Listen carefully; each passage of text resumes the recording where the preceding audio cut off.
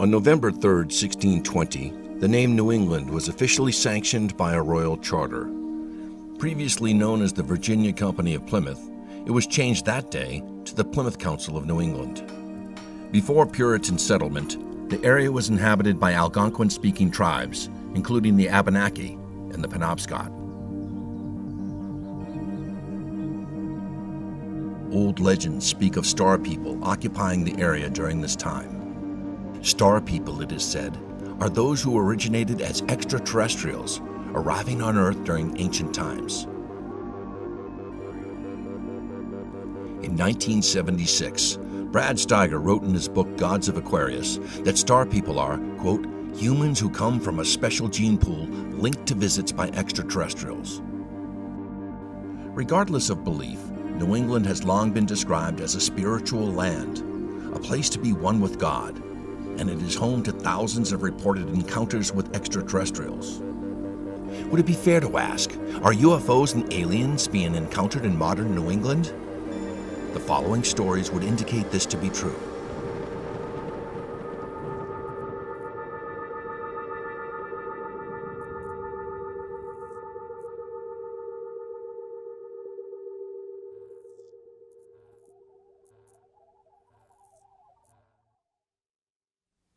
Experiencers. An extraterrestrial event, abduction, or series of events and abductions participated in or lived through. My name's Alan Cassidy. I'm 58 years old. This happened back in the summer of '92. I was 32 years old. I've been working quite a few years in a local hospital in Bangor. And I was heading home at 11 o'clock after work. And I used to time myself, just a fun thing I did. So I remember pulling into the yard about 11:22. As I'm pulling into my driveway in the trailer park where I lived in East Corinth, I saw these two lights kind of coming across the field. They were maybe about 100 feet in the air, not very high. And two kind of bluish white lights set kind of far apart coming towards me. I just stood there and watched it. I'm thinking, this is way too low for an airplane. You know, there's not a place to land. It's just a small field with some brush. So as I'm standing in my driveway, this thing comes across the field and stopped directly above my head. And I mean, directly above me, like probably less than 100 feet. I could have picked up a rock and thrown up, you know, and hit it. So I'm looking up at this thing. It's barely making any noise. It's almost like a low hum that I could barely hear. I'm looking up. It's so black that I can't really see the edges of it, but I can see a light on each end and each side. My name's Kenneth Putnam. I'm 67 years old. I live in Buxton, Maine, on the Saco River. Right now, I was in Casco for probably 30 years or so. One day I was in my kitchen making coffee, breakfast, something, and I heard a noise that was so loud it just scared me to death. The walls were shaking, the ceiling was, the whole house shook. And I immediately ran outside onto the deck and started looking around. I noticed two fighter jets that were, going at a pretty good clip, and then they come and they go around a mountain in front of me, just maybe a few hundred yards away, a couple, 300. And they'd circle the mountain, and then they'd head back, and I assumed, they're going to Brunswick Naval Air Station, which is in that direction. That's the only place they would be coming from. And that was the first time. And then I really didn't think much of it. My name's Ken Owens. I'm retired Air Force. I'm 64, and I live in Sanford, Maine. My story, as it goes, took place at a small radar site in northern Maine called Caswell Air Force Station, which is about a mile and a half east of Loring Air Force Base, which is in the northern part of the state. Most of the information, or basically all of it that I had, comes from talking to my wife over the years when we get into conversations about these things. Because for 40 years I have no recollection of even having a conversation with my wife about it. My name is Stephanie Kelly Romano. I'm an associate professor at Bates. I'm in the Department of Rhetoric, Film, and Screen Studies. I specialize in rhetorical criticism and in myth and narrative, and I interview people who think they've been abducted. I use alien experiences and kind of mystical experiences in order to help students understand language and narrative and myth. When I originally did my graduate work at the University of Kansas, I had a survey instrument that was about 8 questions. They were really just open-ended. It was really simplistic. I didn't know anything at that point. Circulated it. I got in with Leo Sprinkle and a bunch of people from that conference, and then some other individuals who work with support groups. And so I would send them my survey to their support group, and then they would send it back. I also had a survey online. So not everybody is someone that I've met. But usually there's like a little process for verification, which is really difficult, because how do you verify something that's unverifiable? Missing time. Missing time is a gap in conscious memory identified within a certain time period. This gap can span a few minutes, a few hours, or a few days in length. I came home from work about 6, 7 o'clock in the morning. My wife said I was like, white as a ghost and shaking like a leaf, and she asked me what happened. Apparently I had told her that I had stepped out of the back and the radar came face to face with whatever it was. What that is, I don't know. Shortly after that, 10, 15 minutes or so, we get a phone call from, apparently it was the dental clinic from the base at like 7 in the morning, telling me that I had an appointment. So for example, a person might tell me that, they had a strange experience where they have missing time.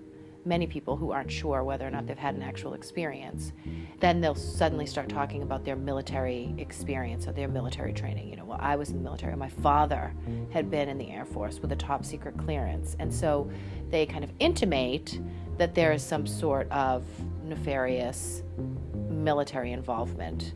So I go to the appointment, supposedly, come back, she asked me all about it. I don't remember anything. The conversation, going to the base, anything that happened the night before, the whole thing's a total blank. I also think that it's really interesting that a lot of the sightings around military bases, and I don't know if you were to plot all the UFO sightings where they sit in relation to military bases, but I know that there are still, the reason why I'm still so fascinated with this topic, right, is because there are some that don't line up. Just like with my experiencers, even if I don't necessarily believe the empirical reality of what they're telling me, there are some of them that I don't know what happened to them. They definitely had some sort of anomalous experience. As I'm looking at it, I look around the trailer park and I realize there's nobody out here. Everybody's lights are off. I'm the only one out here, and I get this all of a sudden feeling of terror. I go, what if this thing kills me, zaps me, takes me? I really didn't know. So it seems funny now, but I ran up and I'm hiding behind my car looking up at it. And I almost started laughing because I thought, if there's somebody up there, they obviously can see me. So I start to walk back down my driveway, and this craft starts moving down the trailer park road. Maybe 75 yards away, it stops right over the tree line again. So I'm looking at it that far away from the side, and it kind of it rotates like that. It makes this really bizarre sound. I've never heard anything like it in my life. I can't even really describe it. It was almost like a whining sound and like a mechanical, gears clanking. It was just really weird, and it was really loud. And there was one night in particular that I was out and over this particular mountain, and it was like, it came out from behind a curtain almost. It came from out of view, and it appeared, and then it disappeared after maybe 75 yards, maybe 100 yards. It seemed to be 35 to 40 feet in diameter, and if I don't know if it was a round ball or if it was a disc. If it was a disc, it was on its side. If it was a ball, it was a ball. And that's when it snapped in my mind. I go, there it is. In September of 2016, a local ufologist visited the Hackers Hill area of Casco, Maine. The hill is located off Quaker Ridge Road. It is a sprawling 27-acre area that is 750 feet above sea level and provides a view of the White Mountains, the nearby lakes regions, and Pine Hill. In the distance below, as lights turned on in neighborhood homes, they appeared as lazily laid Christmas lights that switched on throughout the mountainous area. One light appeared much brighter than the others and lay just west of Pine Hill. It hovered over the water, silent and motionless. The anomaly was recorded for 19 seconds. Then it disappeared. Apparently they got tired of sending the fighter jets, and they decided they were going to send a P-3 Orion. All high tech, all the highest, the radar, everything the best. It was the best they had. We're going to go over here and we're going to find out once and for all what's going on here. This is what I mean. It's obvious. So the P-3 Orion comes over, and it was just outside of Auburn, heading in our direction, and there was a collision. There was a schoolyard of kids. These kids were like, I don't know, 6th, 7th, 8th grade. They were old enough to know what they saw the whole thing, saw it go down. Now, I'm just saying that I wish I remembered if it was in the paper. I don't believe it was in the paper. I don't even believe the P-3 Orion made the paper. But I'll tell you, FBI, CIA, firearms and tobacco, I saw 100 dogs, sheriffs, troopers. They took the woods down to 3 inches looking for pieces and parts. They moved the people out of the houses, 3 or 4 houses out. That area was closed for like 6 months. You couldn't go down that road. 6 months. In September of 1978, there was a confirmed report of a P-3 Orion crash in Maine. The Navy claims that this was due to a whirl mode event previously seen in several Lockheed Electra L-188 accidents. The L-188 was the civilian ancestor to the P-3 Orion. According to the Navy, there was no mention of a UFO.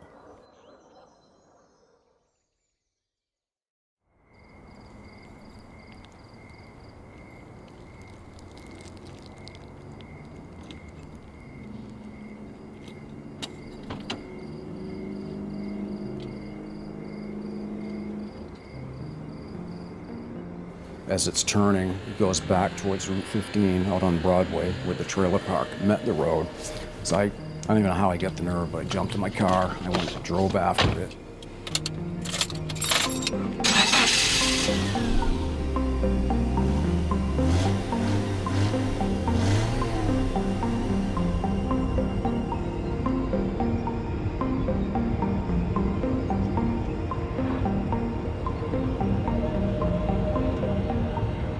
Drove out to the main road where I stopped, and it was on the other side of the street, right above the trees, just hovering. So I shut my car off. I jump out looking just across the street. This thing's still just at the top of the trees. I could see it was kind of tilted, still very black, lights on the end and sides, and the whole length of it almost looked like little oval windows. I mean, there were probably 15 of them running along this. I didn't count them, and real pale yellow light inside. It's not the only way I can explain it. I didn't see any figures in the windows, anything like that, just light. As I'm looking at it, it starts to move really slow back towards Kentuskeg, south, next town. So I jump in the car again, and I'm driving along. I'm doing 60. I look down, and this thing is maybe 30, 40 yards in towards the woods, but just at tree level, matching my speed. I'm doing 60, and I can see this thing going right along with me.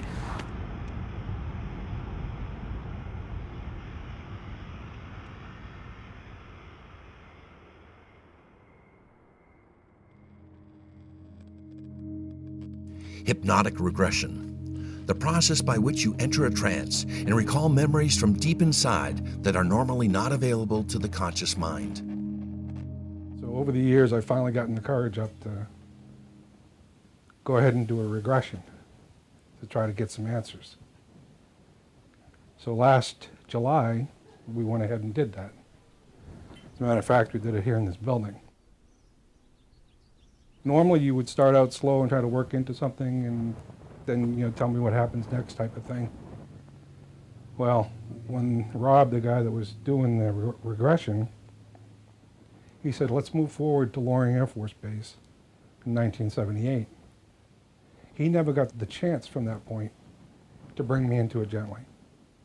As soon as he said that, I was gone and I was right in the middle of whatever was happening. Working at the Loring Air Force Base. What do you sense? I don't know.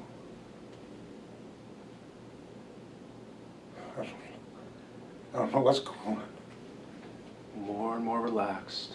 More and more relaxed. You're safe. Feel the chair. And now you're safe. And you can watch the scene occur apart from yourself. You can see it as if you're watching a movie. More and more relaxed. What's happening? I don't know what's going on. That's What do? I didn't know if I was on the ground, if I was in the air. I had no idea what was happening. I felt like everything was just pitch black around me, just like being dropped off in the middle of the ocean at night on a night when there's no moon out. Except for the fact that there was little pieces of like specks, almost like confetti type stuff, all around me. And it wasn't like I was traveling through it. It was like this stuff was kind of engulfing me and taking me with it.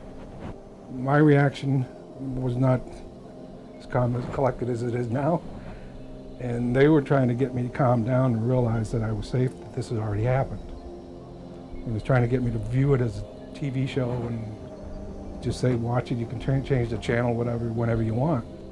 That wasn't happening. I kept going and I was heading towards this wall, this black wall. And I just kept going and I wasn't separating from it like he wanted me to as a TV show. What's the last thing you remember? Just everything going black and I don't know what was coming around me. It just didn't feel right. I just didn't feel comfortable. I don't know what it is. I don't see anything. I just have the feelings. What's the feelings? I can't tell what's around me. I don't necessarily believe in the accuracy of hypnotic regression to retrieve memories, right?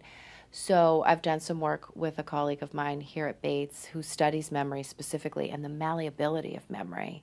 And truthfully, when I first approached it, I had the kind of opinion that a lot of people do about memory, that it's like a VHS tape or it's like a Rolodex, like I can just flip through it and remember and pull things out and put things in. And that's not how memory works. And particularly because abduction experiences are so emotionally potent, I think that further muddies and complicates it, because I think that when we have emotionality associated with it, we then assume it's more true. And I don't, research shows that that's not actually the case. And so there's the famous case about getting lost in the mall, where they're able to kind of implant memories into people who telling them that they were lost in the mall as a child. And then when they recall that story, they do so with all kinds of emotion. And so that's potentially problematic to me in terms of believing and trusting in hypnotic regression. And I'm going down this narrow road that's getting narrower. It turns to a dirt road, narrower. It's pitch dark, and all of a sudden I got that really creepy feeling again. And I thought, what if I come around the corner, this thing's on the ground, you know? So I stopped, turned around, and said, I gotta go home. I gotta call some people. I was really, really excited just talking about it. I'm getting that feeling again. But so on the way home, about halfway home, I see it in my rearview mirror. I stop, get out of the car, I look back, and it's about a mile behind me, just kind of flying around. And I get back in the car, I drive home, I pull into my driveway. This whole thing has been about 45 minutes from when I first saw it to this point. Getting out of the car, walking, just before I went in the house, I looked, and at the end of the trailer park, it flew over the trailer park one more time, pretty fast this time, like maybe 40, 50 miles an hour, if I had to guess. Right, like, and out of sight. I couldn't see where it went, but it disappeared, you know, behind the tree line. And that was it. I sat outside that night till probably 3 in the morning and never saw it again. Family connection, Researchers have found that a familial connection is common amongst experiencers of the alien abduction phenomena. Despite the reports of numerous shared experiences, reasons for this occurrence is only speculation. I have not necessarily had people report to me who are entire families in terms of being experiencers, in terms of shared experiencers. And it's interesting because when I first started doing this research, I called them multiple experiences, was just kind of the way I was doing shorthand. But then at that point, I didn't even realize that people were abducted over the entire course of their lifetime. Like, most experiencers have multiple experiences. So in terms of a familial or a family connection, it's huge. We've had that in the family throughout all of our lives. Both my parents are deceased now, but I've read a few different things and a lot of it fits. So possibly, yeah. In the same house, living out in the country. This was Eddington back in early 60s, I guess it would have been. She often told me the story that she was outside in the yard and looked up the field. There's no houses up there, that she described it as two red eyeballs coming down the road. And I used to ask her all the time, what do you, eyeballs, lights, what do you mean? She goes, well, maybe they were lights, but they seemed like red eyes. And I asked her many a time, well, what were you doing out there that time of night? She always, I don't know. So she could never put that story together, but she claims that, she had seen that. And then years later, after I had my sighting, I told my father about it. He told me about a sighting he had, which I never knew about, but he said he kept his mouth shut because he just didn't want people making fun of him. He claims in Orrington, he was down there at just before dawn, waiting to go visit some friends, and he said he saw this huge craft. He said like the size of a football field. Didn't really tell me the shape, but he said it was hovering over this like abandoned building, and that he could see a red orb come down, red light, and go back up, down and up several times. And he said that he had his dog with him, German Shepherd. I remember that because I asked him, I said, well, was the dog freaking out or bark? And he said, no, he was just quiet, sitting in the seat. So he described this to me and said when he was looking at it, just about sunrise, it just shot out of sight, disappeared. And he claims that some friends of his that lived down there used to tell him that they saw UFOs all the time and that they saw entities down there. I never asked him much about that because he kind of laughed when he told me, so I don't know if he believed it, but he never talked much about his story, but he did say he believed me because that happened to him. I don't know the exact numbers. It's in the article that I wrote, but there's a really high number, a high percentage of experiencers who claim that their mother or their father or grandmother or grandfather, it's definitely intergenerational. He handed him a note and said, take him back to the beginning of his workday and let him go forward from there and see what happens. So I was working a 4 to midnight shift, and I was a repairman, so I was in there. Our radar stayed on the air 24 hours a day. So unless it broke, you kind of did your shift checks, hung around, and kind of just monitored things. So I go in and I'm checking out the stuff in the operations section, where the scopes are, the dark room, all of that. As we go through the night, Rob asks, he says, what time is it now? And I said, well, it's probably around 9, 10 o'clock. When he said that, everything around me just disappeared. I didn't go out a door. The whole building that I was in just vanished, and I was right back in the middle of whatever it was taking me again. The feelings just got stronger this time, to where those little specks, they felt like that was me. Like I wasn't even a total entity anymore. I was just in pieces being pulled out with this. I can't tell you how many times I used to sleep in sweats in a sweatshirt because I kept my trailer really cold, trying to save on oil like everybody. But I would wake up in the middle of the night or early morning and my sweats would be in a ball on the floor, like on the other side of the room. And I have no memory of taking those off. I don't know, maybe I did it in my sleep, but you'd think I'd remember. I woke up one morning with like a triangle mark on my calf, like there were 2 points and another point. It looked like someone had stuck in there and punctured me in the shape of a triangle, and I finally took a picture of it a week later, and it wasn't really faded that much. And I know it wasn't there the night before. I'm positive of that. And I tried to think of every excuse I could. Maybe 3 bugs bit me in that shape, you know, maybe really bizarre. So I don't know. It scared me. Really did scare me. The next thing I know, we had a small hill, probably about 10 foot high, that was in the middle of the site there. I'm standing on the hill. I had no idea how I got there, what I was doing there. It was just coming to daylight around that time, as far as I can figure. I had no idea why I was there, how I got there, and what was going on. The next thing at my house, which is located right there at the site, just a couple of minute walk away, and I go in and I'm just standing there and I'm like, where is everybody? I said, there's nobody here that can even see me. I said, why can't anybody see me?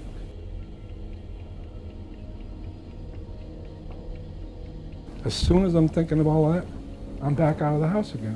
Whatever it was took me back again. I think I was back on the hill. I don't remember for sure. But I was out someplace, and eventually the next recollection is I'm back in the house. And my wife is in the kitchen, and I'm standing there, we're just kind of looking at each other like not knowing what to say, what to do, what just happened. Nothing. I had no clue what was going on. Possible explanations. Skeptics, ufologists, and others all have theories on what alien abduction might be. Could sleep paralysis, paranoia, or other factors explain what may be happening to these experiencers? I think that there are a number of different things that can explain some of them. So for example, sleep paralysis. I mean, it's really simplistic, but sleep paralysis and hypnagogic or hypnopompic imagery and feelings coming in and out of sleep can be incredibly powerful. And so do I think that in a culture where people are prone to paranoia and conspiracy, when in a culture where we're continually getting isolated, but at the same time that we're getting isolated, we're exposed to the global world. So we see all of these different ways of life, all of these people navigating life differently than us and doing okay at it. I think all of those things make kind of the soil ripe to grow the flower of abduction, if you will, right? And that doesn't mean that every single person who reports an anomalous experience is a victim of sleep paralysis, or that everybody is just kind of having some other type of experience, right? Because there are mystical experiences or whatever. I mean, I think a lot of it is probably mystical and faith-based, but that's just me.